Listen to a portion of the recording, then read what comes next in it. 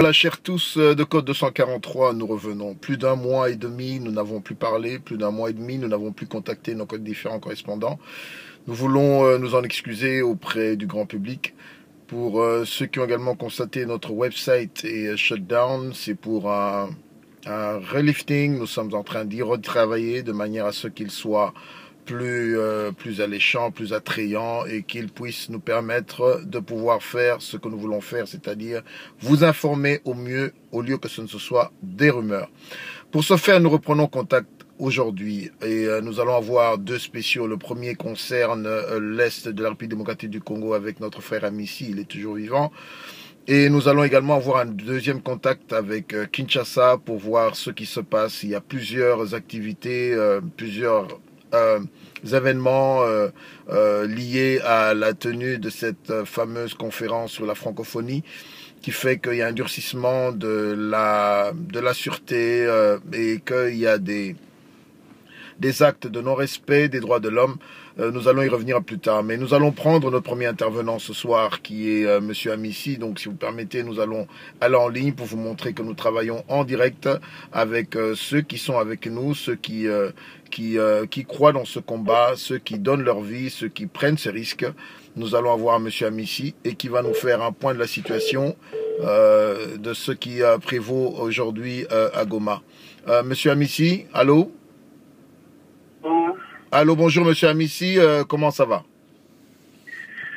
Ça va très mal ici, monsieur le journaliste.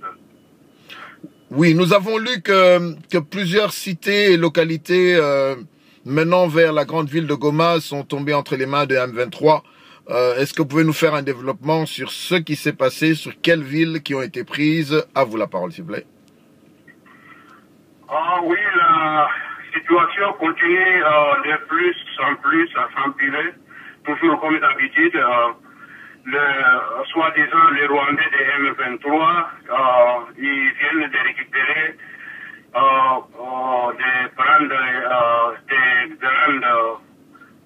villes ou des villages ou des frontières, comme celui de Kasindi, celui de Ishasha, et d'autres villes comme Nyamilima qui constituent le carrefour principal pour le ravitaillement de Goma.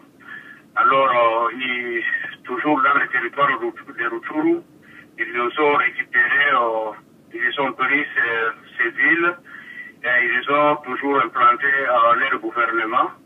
Ce que vous pouvez retenir le plus important, monsieur le journaliste, c'est que c'est la frontière de Bunagana, la frontière de Kasindi et la frontière d'Ishasha qui constituent les frontières ici de la RDC vis-à-vis de l'Ouganda, constituent plus ou moins à plus de $800,000 par mois.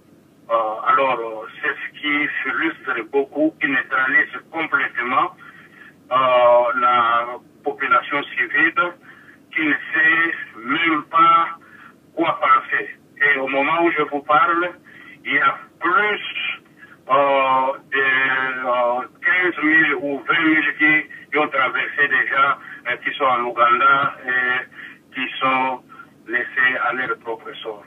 Voilà, grosso modo, ce qui se passe dans le territoire de Rutshuru, en RDC, monsieur le journaliste.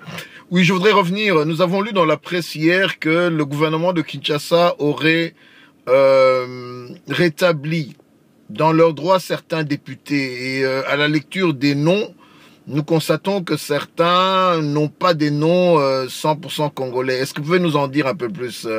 Je ne sais pas si cette nouvelle vous l'avez. Je crois qu'il y a une dizaine de députés qui ont été validés, mais dont les noms sont très rwandophones. Est-ce que vous avez une information là-dessus? Absolument. Ce n'est pas quelque chose de caché ici. Tout le monde, même ceux qui sont dans la rue, ils le connaissent très bien. Tous les élus validés du Nord Kivu, et plus particulièrement ceux de Massissi aussi, ne sont pas des Congolais. Ce sont des 100% Rwandais ou alors des Ougandais. Où on estime aussi, pour dire qu'il y a beaucoup, quelques Tanzaniens qui ont vécu dans le Nord Kivu dans un laps du temps, que le gouvernement a pu fusionner pour qu'il puisse représenter le Congolais. Mais ce qui est vrai, ce sont tous les étrangers, soit un Rwandais, soit un Ougandais, ou soit un Tanzanien qui a beaucoup vécu ici au Nord Kivu. Voilà la situation. Ok, revenons-en maintenant à Goma. Nous avions parlé il y a plus de 2 mois de l'infiltration de Goma. On lit aujourd'hui dans la presse qu'il y a beaucoup d'insécurité dans la ville. Qu'est-ce qui se passe réellement à Goma, à vous? L'insécurité est généralisée à Goma.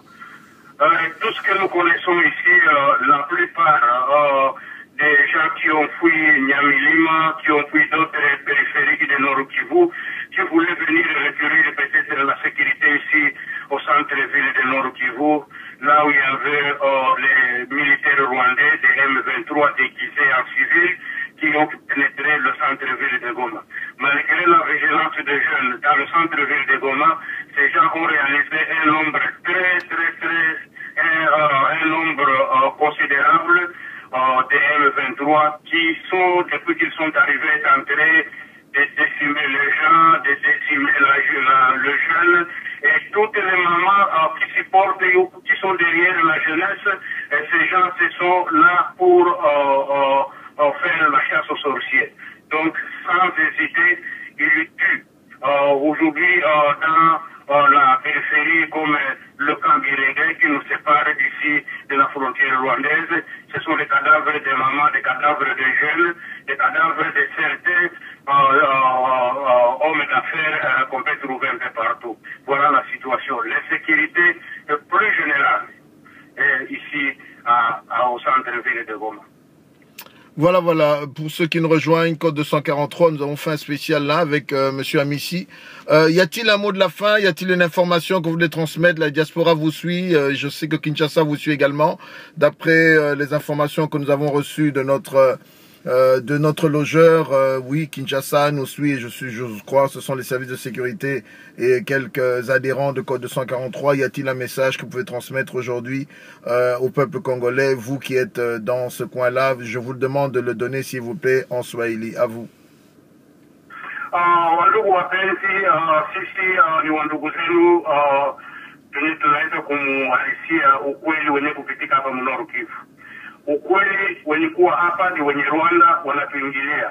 Wao wenye Rwanda wanawaita wa M23, waliingia kama watu wenyewe wanakimbia kutoka Nyamilima na mafasi ingine tofauti mbalimbali, wakaingia hapa. Kisha kuingia hapa, kazi yao ni kuweza sasa kuua wakongomani wote, wamama na wababa hao wenyewe kusiporte bajeni kwa kusema kama tupende benye Rwanda kwetu, banaikala universite, banaikala mafasi yote ya lazima, na kazi yao ni kuweza kupeleleza watu wote kwa kujua ni nani mwenyewe kuwa nyuma ya wao watoto wenyewe kufukuza wenye Rwanda, ndio wanaanza kuwaua. Mliona nyinyi wenyewe kama Kambale wenyewe balimuua, ule ni mtu mwenyewe alikuwa akasema kama watoto wote nafaa msimame, msiasi benye Rwanda, basi kamati hii ni nchi yetu. Hao wote uko naua. Sasa mimi namtafasiria ya kwamba msimame na mjue ukweli wenyewe kupitika hapa. Hakuna ukweli mwingine isipokuwa mwenye Rwanda. Kama mnaangalia manani mafoto wenyewe balipitisha kule Masisi na kule kote, pale kote wanasema Kinshasa inasema kama baadhi ya ripoti ni benye Rwanda ama ni Baganda ama ni Tanzania. Wandugu, msimame kabisa na mkwe pamoja na sisi. Ndio ukweli wenyewe kuwa wenye Rwanda wanataka kutumaliza kutua. Watoto wote wenyewe kusimama kwa kuweza kuwagombanisha, hao wote hao wa M23 wenyewe waliingia, wenye kuwa fasi yote mpilele wanaua watu usiku na mchana. Hiyo ndio ujumbe wenu. Msimameni, msisahau kwenu na mambo yote yenye kupitika. Haya, mimi namsalimu kutokea Nord Kivu. Asante sana. Asante sana. Papa Amissi, donc pour ceux qui nous suivaient, Code 243, nous avons fait un spécial ce soir sur Goma. Je reprends contact avec vous, Papa Amissi, s'il y a du nouveau, vous savez comment me contacter. Que Dieu vous bénisse. Bonjour à toute la famille et à bientôt. Au revoir.